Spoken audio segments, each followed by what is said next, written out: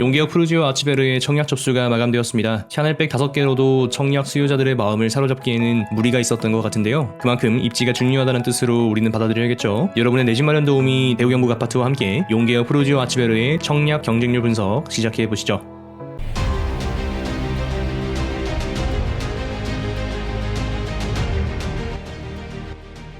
지난 7월 2일이죠. 용기역 프루지오 아치베르 청약 접수가 마감이 되었습니다. 현재 보고 계시는 것은 1단지 경쟁률이고요. 59부터 99까지 공급이 되었습니다. 2단지 경쟁률도 한번 참고해봅니다. 눈에 띄는 것은 59 A타입 소형 평수의 경쟁률이 생각보다 높게 나왔다는 거 확인해 볼 수가 있겠죠. 1단지, 2단지 두 개의 표를 합쳐서 엑셀로 정리해봤습니다. 최초 청약 분석에서 언급을 드렸습니다. 용기역 프루지오가 동구 내에서 유리한 입지는 아니고 대단지의 단지 특색도 잘 살려내지 못했고 84와 99의 평면도 썩 좋지 못하다, 그렇게 언급을 드렸고요. 장점이 더 많이 보여야 하는데 장점이 금호강 생활권밖에 없다, 좀 신랄하게 이야기했던 것 같습니다. 그러면서 생각해봐야 된다라고 말씀을 드렸죠. 전용 면적이냐 입지냐, 부동산에서 입지가 불패다 언급을 드렸습니다. 또 특별공급 결과를 보고 나서 유튜브 커뮤니티를 통해서 다시 한번 언급을 드렸습니다. 84A 말고는 크게 볼 것도 없을 것 같다 말씀을 드렸죠. 남은 청약 접수는 무순이나 선착순, 동호수를 잡는 게 더 좋을 것 같다까지도 말씀을 드렸습니다. 청약 당첨이 되어서 동호수를 받았는데 내가 원하지 않는 저층이 나왔다, 단지 내 동이 나왔다라고 하면 분명히 수요자 입장에서는 고민이 될 수밖에 없죠.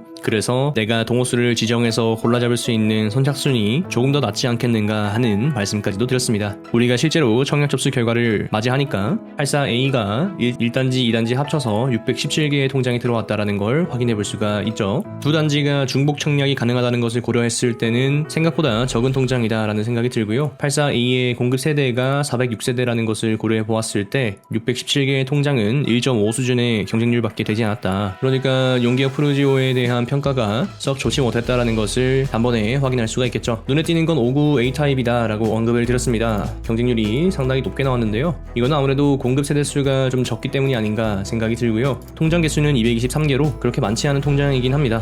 59A가 여기 빨간색인데요. 101동, 102동, 111동, 112동, 208동, 209동, 204동 위치를 합니다. 평면도는 이렇게 생겼죠. 59에서는 4베이 판상형을 억지로 뽑는 것이 아니라 3베이 판상형으로 가는 게 수요자들이 좀 더 선호하는 것이다 라는 생각을 다시 한번 하게 되는 것 같습니다. 아무래도 동구 안심 뉴타운의 심리가 여기까지 번지지 않았나 라는 생각이 듭니다. 그래도 안심 뉴타운보다는 조금 나은 편이다 생각이 들고요. 이게 신축이 구축보다 살기 좋아야 이사 욕구가 생기고 기꺼이 미래를 위해서 계약금을 걸어놓는데 이 정도면은 구축보다 신축이 못한 입지다 라는 평가가 되겠죠. 사실상 동구는 율하 제외하고는 실거주 하기에 좋은 입지가 그렇게 많지 않다라는 점을 생각해 볼 수가 있겠습니다. 물론 용계역 프루지오도 용계역에 가까이에 있긴 하지만 이 큰 도로를 건너야 한다는 점에서 심리적인 부담이 좀 있지 않았나 생각이 들고요. 지하철과 생활 인프라가 만나는 곳이 실거주하기에 좋은 곳이다 라는 생각을 다시 한번 하게 되는 것 같습니다. 사실상 이 정도면은 내가 당첨되고도 고민이 되시겠지만 그래도 첫 마음을 잘 지키시길 바라고요. 당첨되신 분들 진심으로 축하드립니다. 특별공급과 1순위, 2순위 모두 합쳐서 통장 개수는 1608개가 되겠습니다. 중복 청약이 있는 것을 감안하더라도 현실은 더 안 좋았다라는 평가가 나올 수 있을 것 같습니다. 사실상 경쟁률 분석이 큰 의미가 없는 수준이 되었습니다. 넣으면 다 당첨이니까 그렇죠. 그만큼 입지가 중요하다는 뜻이 아닐까 다시 한번 생각하게 되는 것 같고요. 여러분들도 청약 접수를 하실 때 달구벌대로와 동대구 대구역, 서대구역 라인, 이 라인을 중점적으로 놓고 입지를 잘 분석하셔서 청약 접수를 하시면 좋겠다 생각이 듭니다. 최근 대구 분양시장 흐름이 안 좋아지면서 대구 시장이 하락세를 맞이하게 될 것이다, 그런 분석들을 많이 하시는데요. 저는 오히려 지금과 같은 시장이 정상적인 방향으로 흘러가고 있는 것이 아닌가 생각을 해봅니다. 그러니까 지금 시장이 청약 제도의 원래 취지대로 흘러가고 있다라는 생각이 들고요. 입지가 좋고 인기가 많은 곳은 당연히 경쟁률이 높게 나와야 하는 것이고 입지에서 유리한 면이 없는 쪽은 실수요자들에게 돌아가는 것이 옳은 방향이 아닌가라는 생각이 듭니다. 물론 그동안 대구시장이 상당히 과열되어 있었고 로또 청약을 노리시는 분들이 많았다라고 한다면 그러한 시장 흐름에서 이제 청약 수요자들이 입지를 분석하고 자기가 살 집에 대해서 공부할 수 있는 안목이 충분히 생겼다라는 것으로 해석해야 하지 않을까 생각이 듭니다. 우리는 기억하고 있죠. 만천역 태왕디 아너스, 여기는 분양가가 9억 원에 육박함에도 불구하고 경쟁률이 20대 1을 넘었었다. 죽전역 에일리넷들도 10대 1을 넘는 경쟁률이 나왔었다.